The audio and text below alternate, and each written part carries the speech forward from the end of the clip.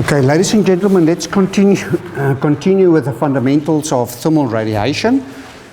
Just going back to our previous lecture. With our previous lecture, we've looked at the spectral blackbody emissive power. And the equation that we could use to calculate it with is this one. And take note, it's got the lambda with it.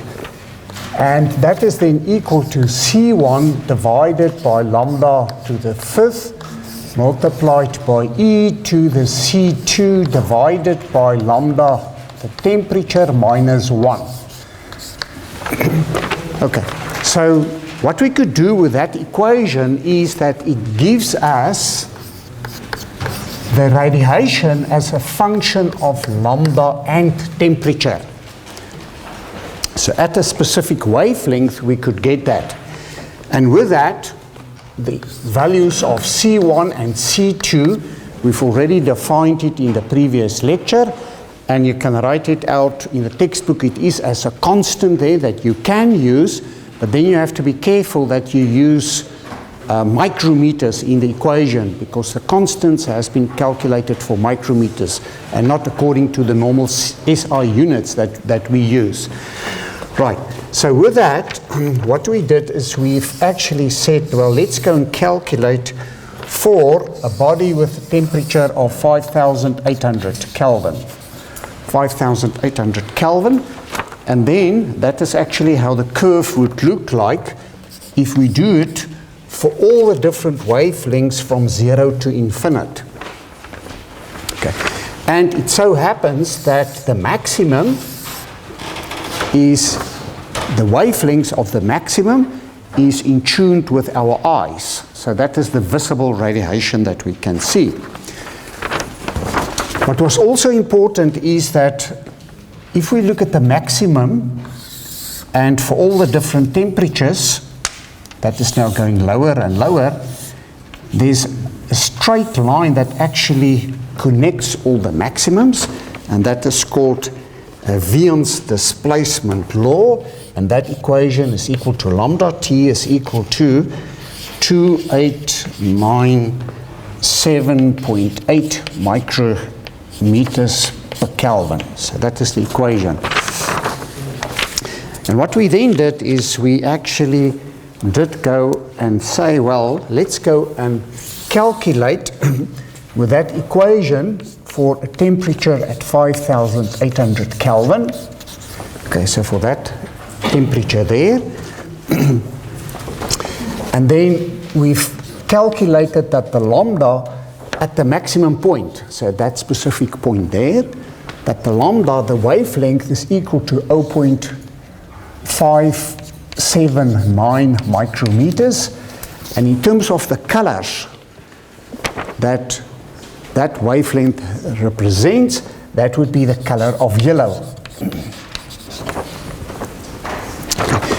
Then we also looked at the case of, well, not that temperature, but let's make the temperature lower and lower to about 20 degrees Celsius. So the temperature of 20 degrees Celsius, then the temperature is 293 Kelvin. At that temperature, the wavelength is equal to 9.72 micrometers per Kelvin. All right. Now, on the scale of wavelengths, typically between 0.1 and 100, which is known as the thermal radiation band, in that band, we know that the visible range is from 0.4 to 0.76. Okay, and this value of 9.72 lies there, which means we cannot see the radiation. So all bodies at 20 degrees Celsius, my radiation you cannot see. Now this was the time that I should have played the video. Okay, so the video should come in here. Okay, but let's see if we can do the video later. Right. We also know that in most cases we would be interested in not the radiation at a specific wavelength, but we would look we're interested in all the radiation of all the different wavelengths. And to do that, we have to integrate that equation. So, if we know for a specific temperature, temperature T, for the radiation as a function of lambda from 0 to infinite, if we go and determine that area, then we can say it is equal to that equation of C1 divided by lambda 5, the equation that I've already written there. And now we have to integrate it. So if we want EB as a function of temperature, we need to do the integration from 0 to infinite of that equation, and we need to integrate it over d lambda. And the result of that, and you can go and do it as an exercise, is equal to lambda T to the 4th. Units, watts per square meter. In terms of the nomenclature at this stage, things are very vague, and later on we will start making the nomenclature more defined and more clear. Right. So, let's look at an example. The example is a sphere with a diameter of 200 millimeters. And it is at a temperature of 800 Kelvin. And we're going to say it approximates a black body. Approximates a black body. Why are we so interested in a black body? Because the black body is the optimum that can be done. It is our benchmark in terms of radiation. So we want to know what is the radiation of this body. We would also like to know how much radiation can we get out of it in 5 minutes. And we would also like the SBE at 3 micrometers. The spectral emissive, the spectral blackbody emissive power, right? So that's the 3 things that we would like to determine. So let's first look at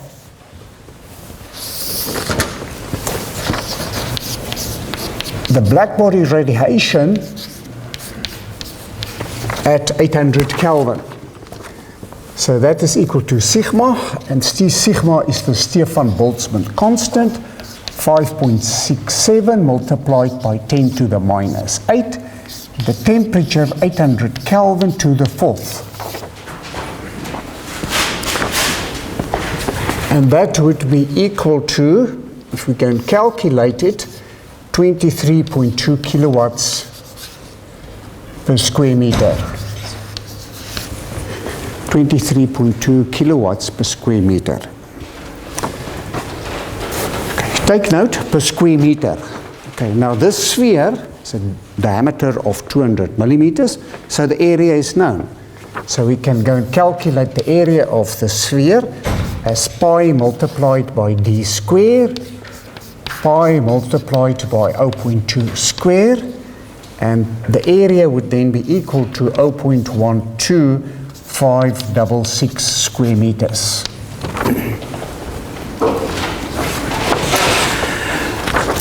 Right, so if we now want the radiation, and let's call it blackbody, the blackbody radiation, again the nomenclature and the symbols that we're using now, still vague, you can use whatever you want at this stage. Okay, that would then be equal to EB multiplied by the surface area. So it is equal to 23.2 kilowatts multiplied by the surface area, 1.2566, and the result is 2918 watts. Okay, which is almost about 3 kilowatts or 2.9 kilowatts of heat.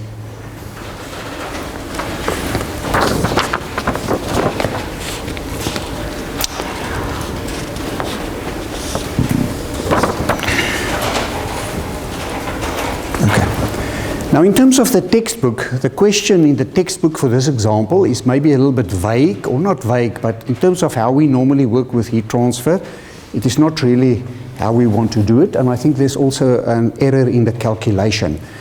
So the next part of the problem is to determine how much water from 0 to 100 can be boiled or can be heated in 5 minutes. Okay, so 5 minutes. 5 minutes, the amount of water from 0 to 100 degrees Celsius. Okay, so I'm going to do it differently than in the textbook. So the radiation in terms of the black body is equal to m divided by delta T, the mass flow rate, multiplied by Cp, multiplied by delta T. So the final temperature of the water minus the initial temperature of the water. Right, the radiation is equal to 2918.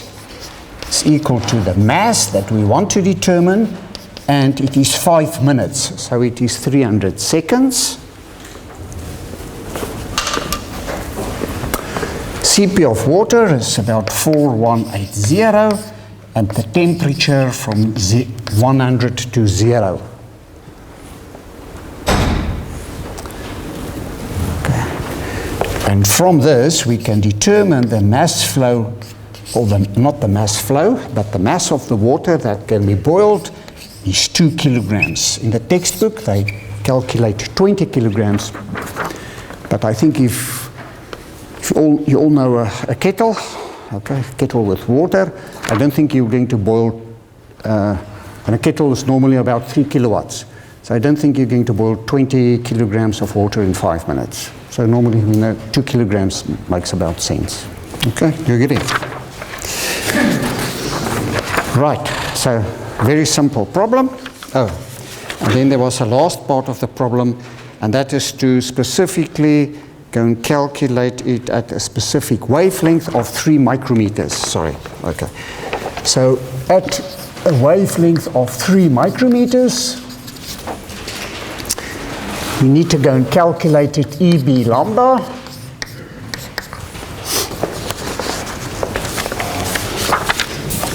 EB lambda. And it is actually called the spectral blackbody emissive power. Okay, that's why I call it the SEP, the spectral blackbody emissive power. So you need to calculate that, and you calculate that from the equation C1 divided by lambda 5 multiplied by e to the C2 divided by t minus 1. Right, I'm not going to write out all the steps because it is very simple.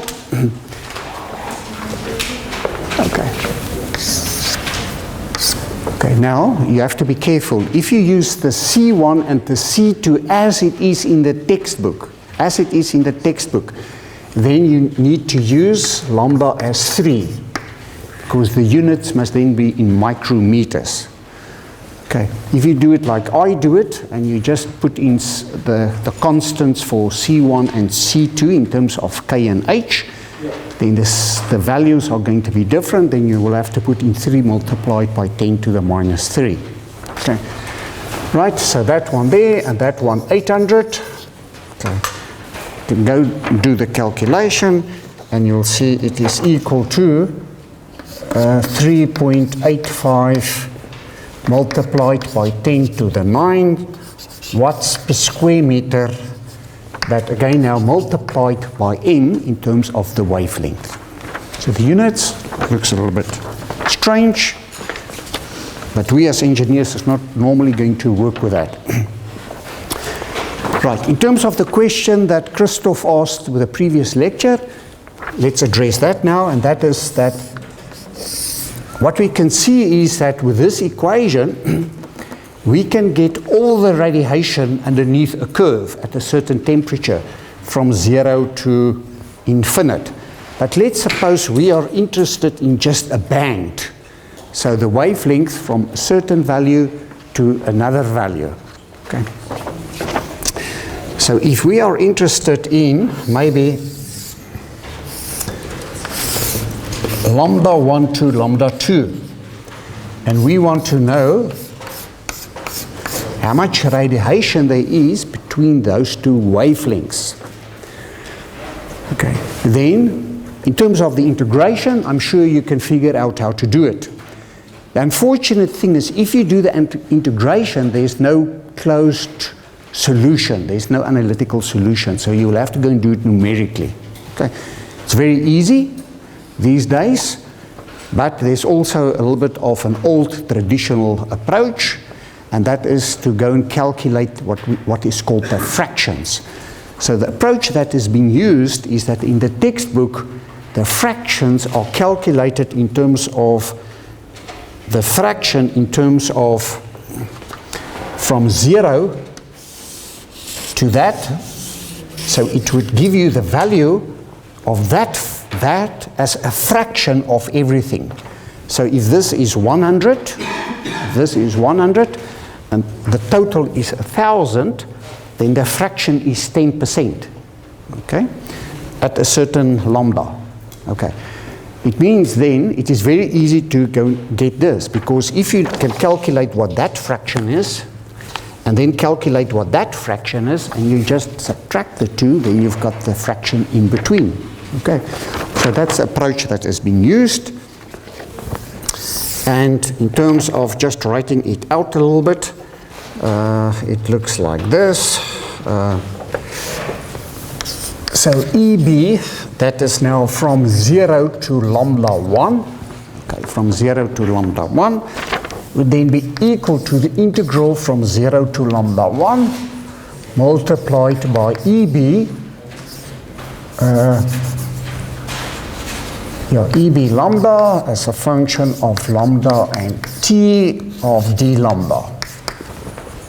Okay, so you need to do that integration, and then you need to do the integration from 0 to lambda 2. So from 0 to lambda 2. First one from 0 to lambda 1, and the second one from 0 to lambda 2.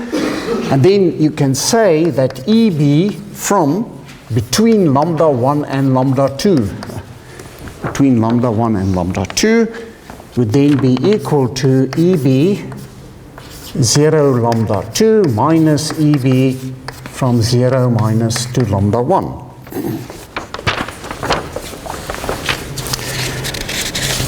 Okay, now what is now being introduced is the Blackbody radiation fraction. So the Blackbody radiation fraction,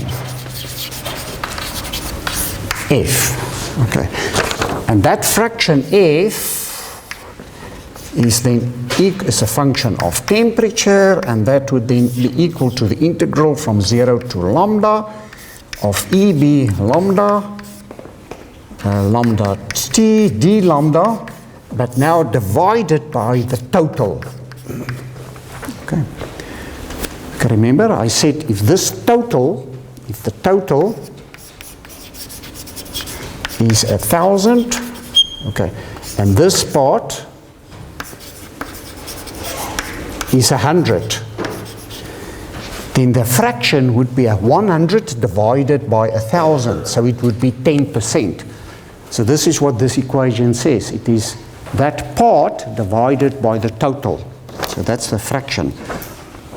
All right.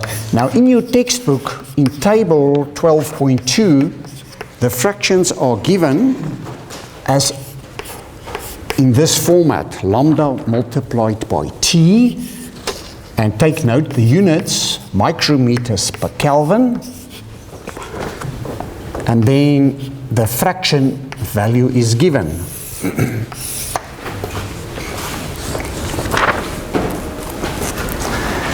Right, so typically if it is 200, then for all practical purposes it would be 0, lots of zeros, and then there will be something.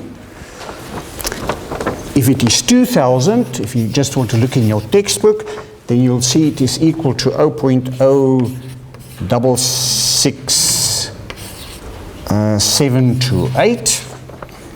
Okay. If it's 6,000, then it would be equal to 0.73, and if it is 10,000, it would be equal to 0.914199, something like that.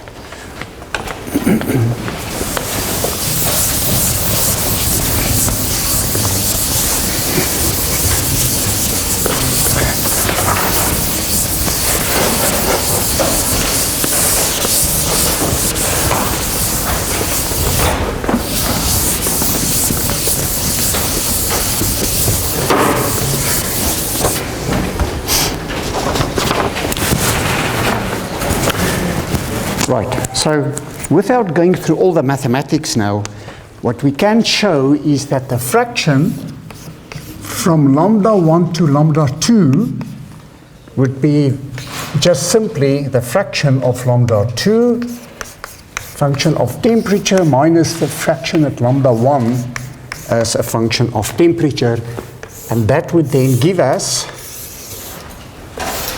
between lambda 1 and lambda 2, it would then give us that surface area or that total amount of radiation.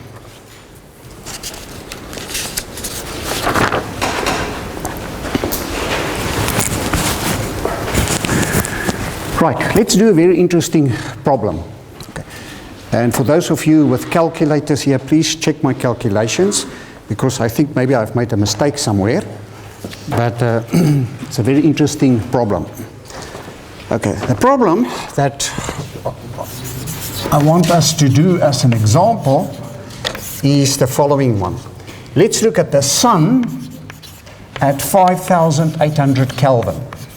Okay, and well, we know that at 0.4 micrometers, the color is violet. Okay. And at 0.76 micrometers, the color is red. And on the spectrum of radiation of 0.1 to 100, we know that from 0.4 to 0.76 is a spectrum in which our eyes can observe a color that is being reflected. So if we see the color of red, then it means that the body absorbed all the other colors and only the red is reflected to our eyes. Okay. So what I now want to know is that in those spectrum, how much energy goes out of the sun? Okay. How much energy goes out of the sun? Right, so very easy, we can say, if we want to know the total, okay, let's just draw the sketch here. EB as a function of lambda. Then for 5,800 Kelvin, then that is typically the curve. And the color that we are interested in is from 0.4 to 0.76. So that is the part that we want to know. How much energy is in it? Okay? How much energy is in that part that we can see with our eyes?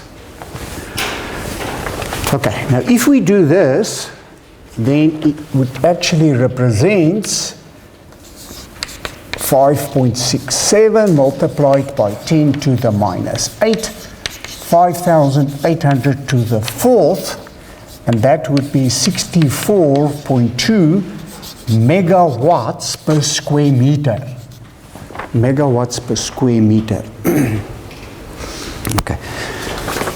So this answer would now represent the total underneath the curve. Which represent the total. Okay. You agree? So that is the total. Take note, excuse me, it is per square meter. Right. Let's look at that part in terms of the fraction. So lambda 1 multiplied by t is equal to 0.4 micrometers multiplied by the temperature is 5,800, and that is equal to 2,320 micrometers per Kelvin. And if you go and look at the values in your textbook, the F value, the fraction value for that, would be equal to 0.124509.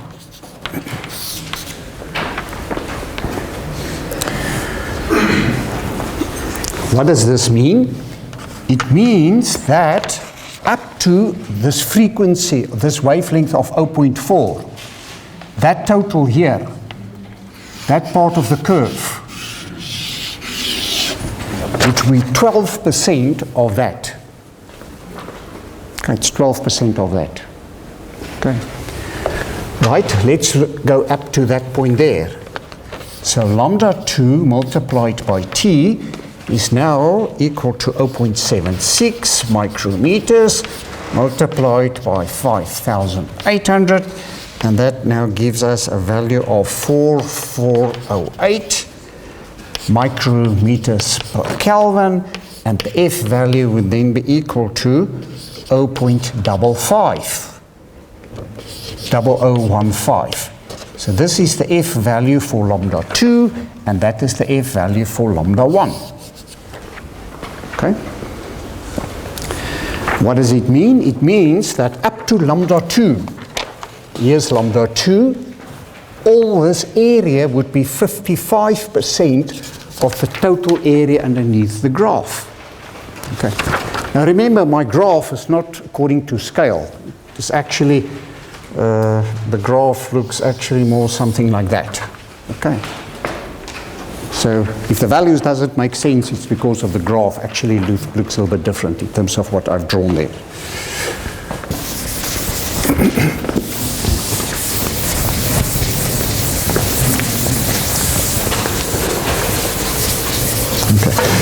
So the difference between the two F values, if we look at the difference between lambda 1 and lambda 2, then it would be just F of lambda 2 minus F of lambda 1. Okay. So it is equal to 0.0015 minus 0.124509, and that is equal to 0.426. Right, so what does that 0.426 means? So it means that this area here is 42.6% of the total underneath the curve. Okay. So it means our eyes can see 42.6% of the radiation of the sun. That is what it means. 42, so it's quite a lot, but not everything, unfortunately. Quite a large part. So 42% of that is what your eye can see. Right, so the radiation from lambda 1 to lambda 2 would then be equal to 0.426 multiplied by that total radiation from the sun, 64.2 multiplied by 10 to the 6, and that would be 27.3 megawatts per square meter.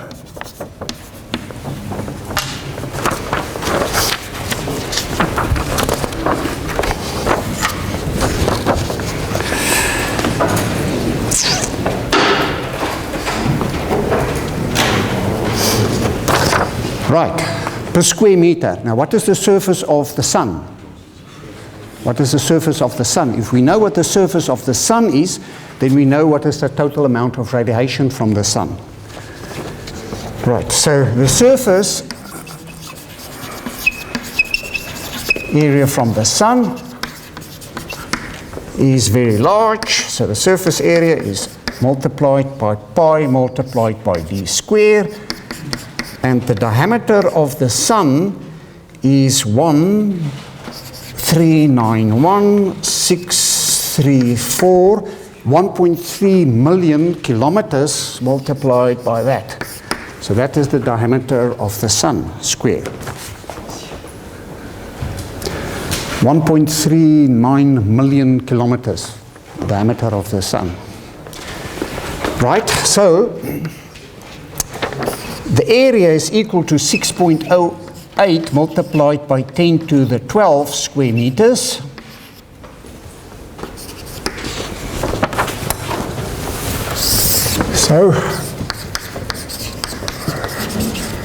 So in terms of the sun, we now have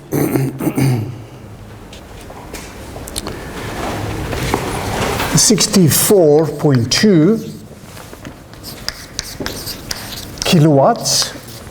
Okay. Now, I'm not going to calculate now only what you can see, but just the total radiation. So the total radiation is then everything underneath the curve, 64.2 megawatts per square meter, multiplied by the surface area, which is equal to 6.08, multiplied by 10 to the 12.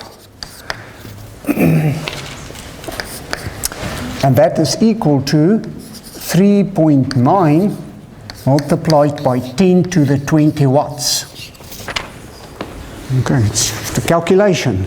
Very easy to calculate stuff, huh?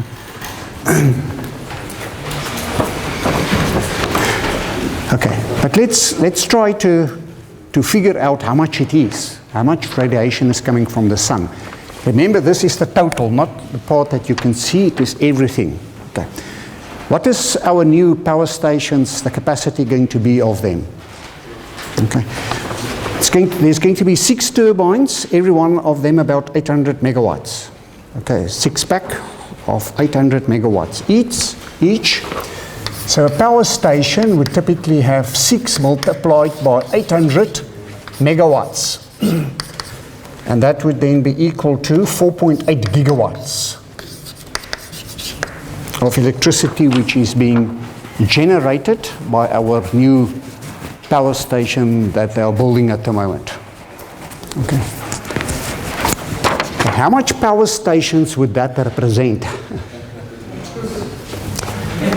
So the number of power stations would be equal to 3.9 multiplied by 10 to the 20 divided by 4.8 multiplied by 10 to the 9th. And that would be 8 multiplied by 10 to the 10 power stations. Okay. Again, it is just a number. Okay.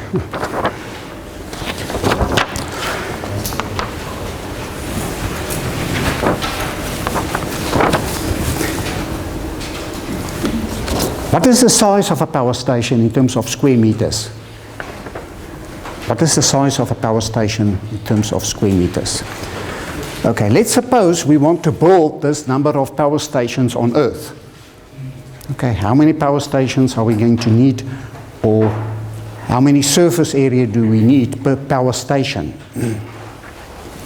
Okay, so remember, the Earth, in terms of surface area, is about 51 multiplied by 10 to the 10 square meters.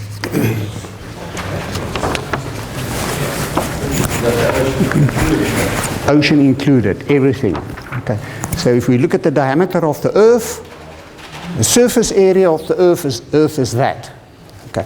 If we want to put that number of power stations there on that surface area, then we need one power station per 6.3 square meters.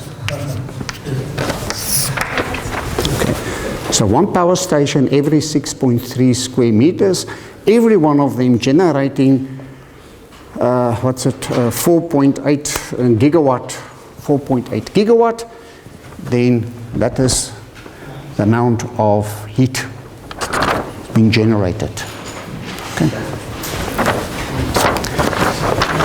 Right, ladies and gentlemen, unfortunately we will have to end the lecture here, and I hope that with the next lecture I hope I can show you the video. Thank you very much.